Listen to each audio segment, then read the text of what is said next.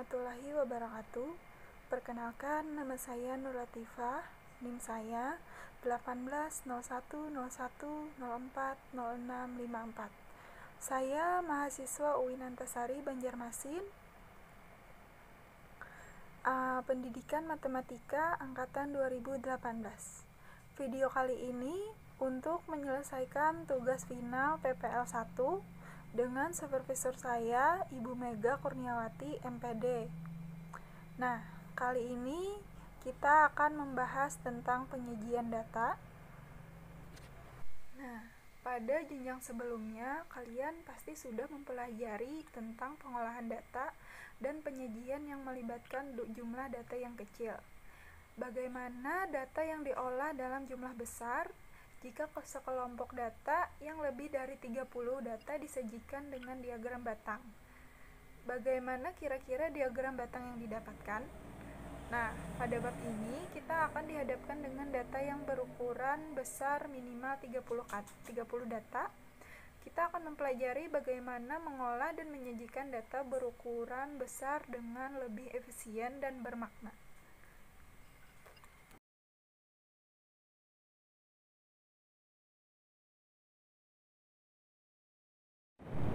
Salah satu cara pengorganisasian yang dapat digunakan untuk mempermudah penarikan kesimpulan adalah menyajikan data mentah ke dalam distribusi frekuensi dan memvisualisasikan ke dalam bentuk grafik. Pada bagian ini akan dipaparkan mengenai pengolahan data dalam distribusi frekuensi untuk mendapatkan informasi yang berguna tentang data tersebut. Soal yang lihat di sini adalah data dari hasil ujian biologi kelas 12 informatika. Nah, data yang disajikan sulit dianalisis dan tidak terstruktur. Untuk itu perlu adanya penyajian data yang lebih baik. Melalui halaman ini akan diolah tentang penyajian data kelompok meliputi histogram, poligon, OGIF. Salah satu cara menyajikan data dapat dilakukan secara berkelompok. Apakah kalian sudah tahu apa yang dimaksud dengan data berkelompok? Nah, data berkelompok adalah data yang diringkas menjadi beberapa kelompok dengan urutan dan panjang kelas data. Misalkan kita menggabungkan nilai 71, 73, 75 ke dalam satu kelas dalam rentang kelas 71 sampai 75. Berikut adalah tabel data kelompok dan nilai frekuensi yang sesuai dengan data di atas. Nah, data dibuat ke dalam 6 kelas dengan panjang masing-masing kelas ada 5. Nilai yang disajikan di atas merupakan penyajian data kelompok dalam bentuk tabel distribusi frekuensi. Dari data kelompok yang telah dibuat di atas akan disajikan menjadi bentuk yang lebih menarik. Bentuk penyajian data akan dibahas dalam bentuk histogram, poligon, dan OGIF. Selanjutnya adalah menyajikan data kelompok yang tersusun seperti tabel di atas ke dalam histogram. Caranya cukup mudah. Kalian hanya perlu menyesuaikan nilai rentang kelas untuk batas bawah dan batas atas setiap kelas dengan nilai frekuensi yang sesuai dengan data. Bentuk data nantinya berupa persegi panjang atau bisa dikenal dengan diagram batang. Nah, gitu. Nah, ini adalah penyajian data dalam bentuk histogram. Kalian bisa lihat sendiri gambar di atas. Dan kita selanjutnya akan membahas tentang penyajian data dalam bentuk poligon. Data yang disajikan dalam bentuk poligon di sini masih sama dengan data yang digunakan pada data penyajian bentuk histogram.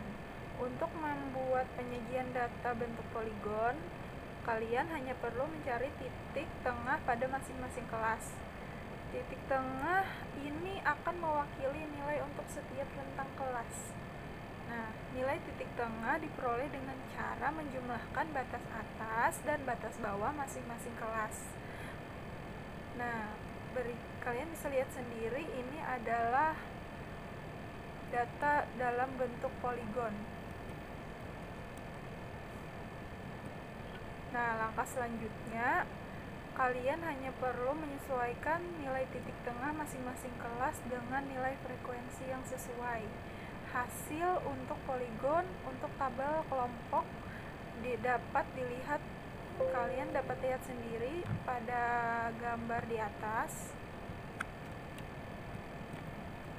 Selanjutnya, penyajian data dalam bentuk OGIF.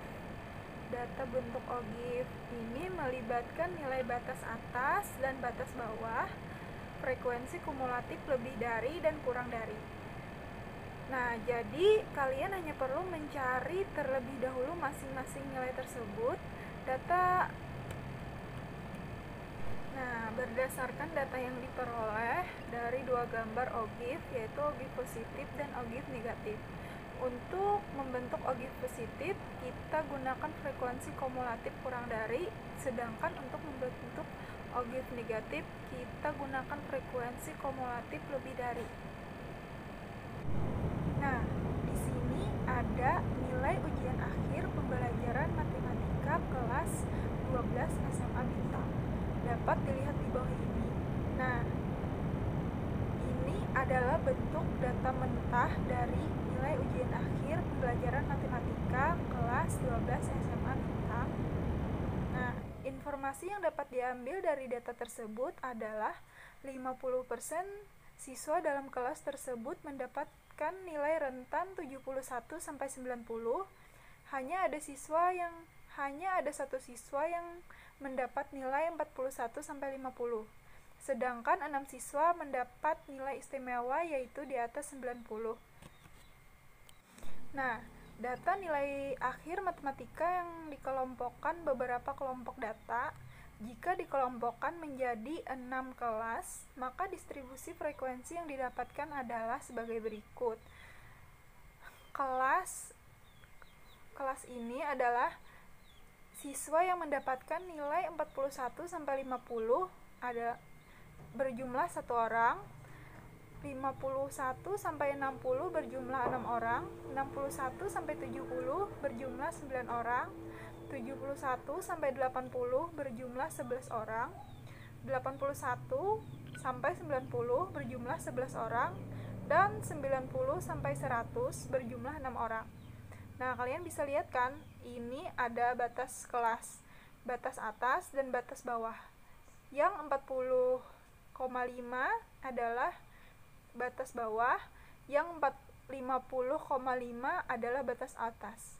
Begitu juga yang di bawahnya, 50,5 adalah batas bawah dan 60,5 adalah batas atas. Jadi batas bawah itu ada yang di bagian kiri kalian, yang batas bawah, batas atas ada di bagian kanan kalian. Nah, ini adalah pengolahan data dalam bentuk histogram. Kalian hanya perlu menyesuaikan nilai rentang kelas untuk batas atas dan batas bawah di setiap kelas dengan nilai frekuensi yang sesuai dengan denah data. Bentuk datanya nanti beberapa persegi panjang atau yang biasa disebut dengan diagram batang.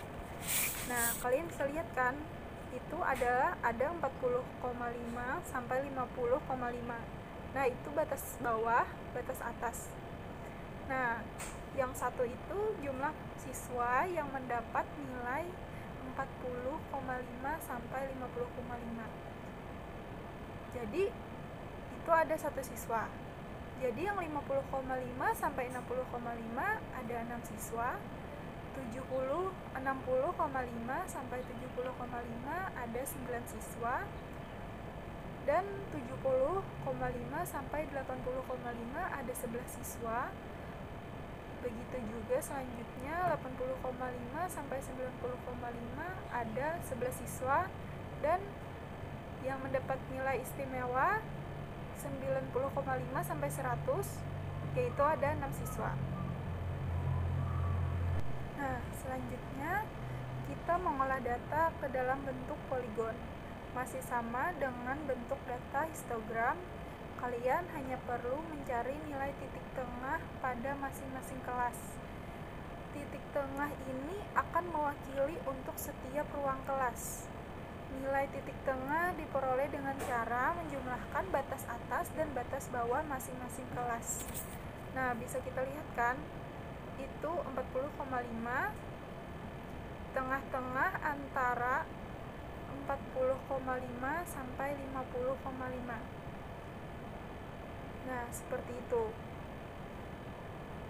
Nah, selanjutnya penyajian data dalam bentuk objek. Objek ini adalah grafik garis yang dibuat berdasarkan tabel distribusi frekuensi yang sudah kita bahas di atas. Nah, ini adalah bentuk objek. Bisa kalian lihat ya. Buat kalian yang sudah selesai menonton video pembelajaran kali ini, akan kita review materinya sekali lagi.